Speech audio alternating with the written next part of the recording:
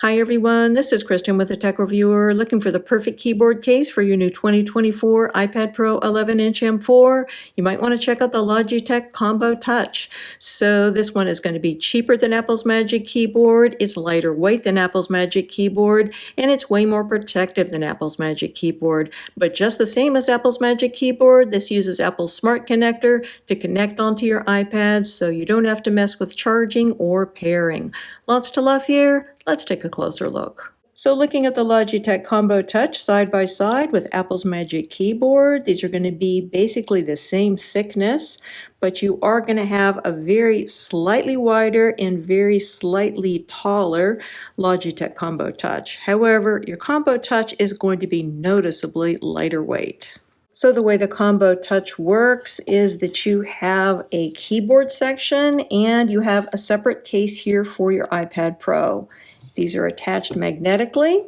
They're very easy to detach, but they stay on well as long as you don't pull them apart. So the case here for your iPad Pro has these smart connector thingies here so that when your iPad Pro is placed inside, you are able to use full functionality of the keyboard without having to deal with pairing or charging, which is great. You also have a significant amount of protection for your iPad Pro. This is not drop rated, but it seems like it's going to be very protective for your iPad. I think everything seems really well made here.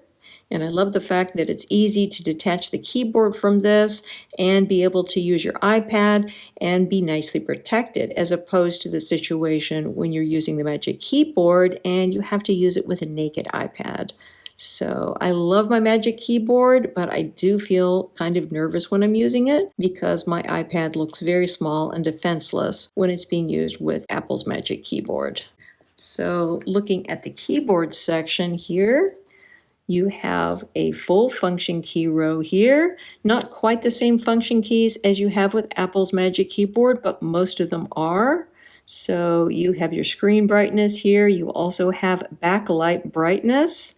So there's actually 16 levels of brightness here for your backlight, which is cool. And the backlight also adjusts automatically. So you're only going to play with these if you don't like the amount of automatic backlight adjustment that it comes with. You've got this one, which is the home key. You have a do not disturb over here. So previous iterations of this had a lock screen. Now we have the D&D. So a lot of people aren't very happy about that. I'm kind of because I didn't really use the lock screen thing before a whole lot, but still, I can understand why it's convenient to have a lock screen rather than the do not disturb. And obviously we've got our media control here, and then you've got a screen capture and a dictation.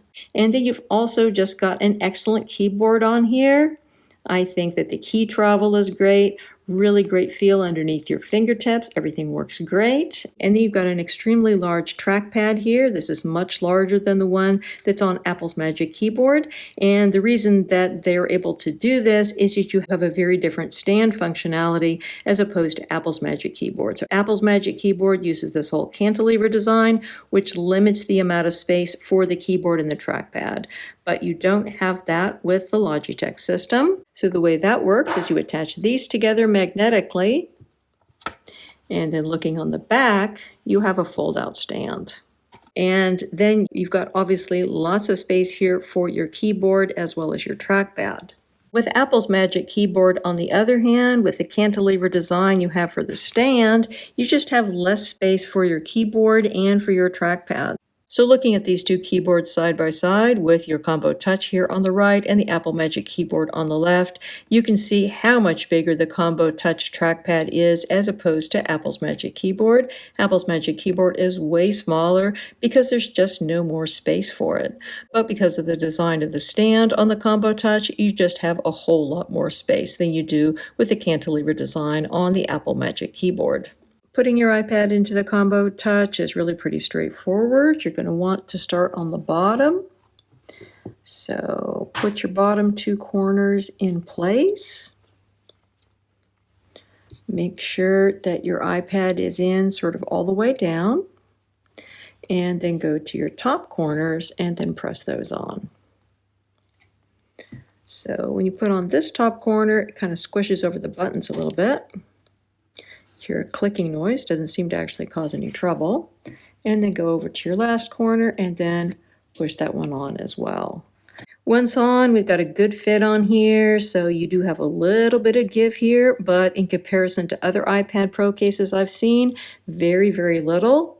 You have a nice amount of protection that goes almost all the way around, except for the top here where you have a cutout so that you can get perfect Pencil Pro charging. So this is the only area which I think is exposed to potential scratching or whatever. Other than that, you really have quite a lot of protection. There is not any kind of a drop rating with this case or any claims of extreme protection, but just looking at the amount of protection we have around here on the sides and the fit overall, I think that this should provide good protection for your iPad. This is also a good fit here with the screen protector that I have on here, which is the ZAGG XTR3. Great screen protector, perfect fit here. But of course, if I didn't have a tempered glass screen protector on here, you would have more visible lip. And even with it, you do still have plenty of lip to protect your screen. In terms of your buttons, got good button action. Everything works well here. We have little tiny individual speaker holes here, which is nice, nicely protective. That's an unusual thing to find. Obviously, same thing on this side. One thing you will notice is that we have a relatively small USB-C port opening, so it's possible that some larger USB-C cables are not going to fit here. Apple's fits fine. Most of the ones that I tried fit fine, but I did have one which was a tiny bit too big. So I still think that you probably have good odds that your USB-C cables are going to work, but just a little bit of an FYI there. Overall, nice feeling in the hand here. The back of this is like a soft touch TPU type material, silky smooth, shows fingerprints, shows greasy smears. That's just the way things go, I guess. Got some Logitech branding up here. And then looking over here at your camera area, everything's nicely protected there. So I think that they did a really good job with the stand integration here, because when this is folded in place, when you're not using it, you almost can't see that it's there. So you can see here we got a little bit of a crack there that says, oh, this is where the stand is going to be. And when you open it up, this is adjustable to a wide variety of angles, even going down to like a typing angle down here, or maybe a drawing angle or something like that. So that's cool. I like the fact that you can use this with the stand independently without the keyboard. It's very versatile. And you still have protection down here still for your iPad. You don't have bare iPad showing anywhere except in this area here where your pencil is going to charge. So you can adjust this to a wide variety of angles, and I think overall everything works really well with it. Attaching the Combo Touch case to its keyboard section is really easy. Just hold it close enough so that the magnets will attach, and then you are good to go. So you have a completely flexible hinge here. You can put it in basically any direction. You can even fold it all the way back flat against the back, and it does attach magnetically. But honestly, I don't really see why you'd want to do that, because then when you're holding it, you're actually touching your keyboard, which is perhaps not optimal. I don't see why you would do that when it's so easy to detach this. So what you're going to want to do, obviously, is use this with a stand. The stand pulls out of its nice little magnetic connection here, and then you can adjust this in a variety of angles. It's adjustable. Doesn't have really preset spots, but it'll go as far back as, say, this. This is going to be your drawing angle, and then whatever angle here is going to be comfortable for you. This is probably the most acute angle you can have it at.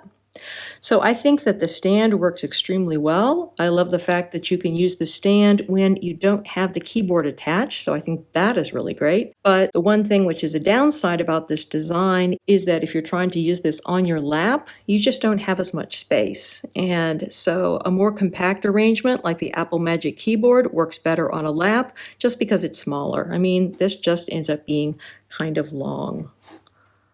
But other than that, everything works well. I think that things are great here with your Apple Pencil Pro.